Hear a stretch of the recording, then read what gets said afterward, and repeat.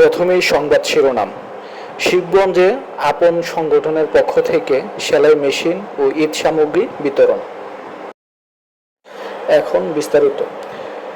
পবিত্র ঈদ উল ফিতর উপলক্ষে বগুড়া শিবগঞ্জে সামাজিক স্বেচ্ছাসেবী সংগঠন আমাদের প্রয়াস নিরন্তর আপন এর পক্ষ থেকে অসচ্ছল পরিবারকে স্বাবলম্বী করে গড়ে তোলার জন্য সেলাই মেশিন ও অসহায় গরিব পরিবারের মাঝে ঈদ সামগ্রী ও নগদ অর্থ প্রদান করা হয়েছে।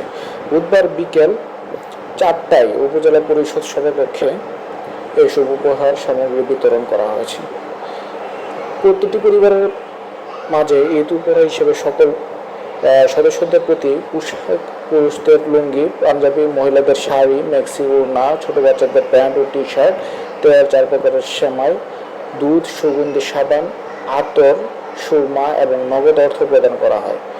আমাদের প্রয়াস নিরন্তর আপনের প্রতিষ্ঠাতা ও সভাপতি রশিদুর রহমান রানা এর সভাপতিত্বে উপহার বিতরণ অনুষ্ঠানে প্রধান অতিথি হিসেবে উপস্থিত ছিলেন উপজেলার নির্বাহী কর্মকর্তা জিয়াউর রহমান।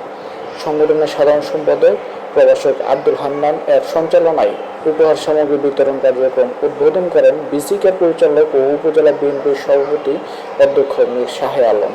বিশেষ অতিথি হিসেবে উপস্থিত ছিলেন উপজেলা সহকারী কমিশনার ভূমি তাসনিমুজ্জামান, শিবগঞ্জ থানার অফিসার ইনচার্জ শাহিনুজ্জামান, উপজেলা প্রকল্প বাস্তবায়ন কর্মকর্তা জহিরুল ইসলাম, উপজেলা বিএনপি সাধারণ সম্পাদক অ্যাডভোকেট আব্দুল ওয়াহাব।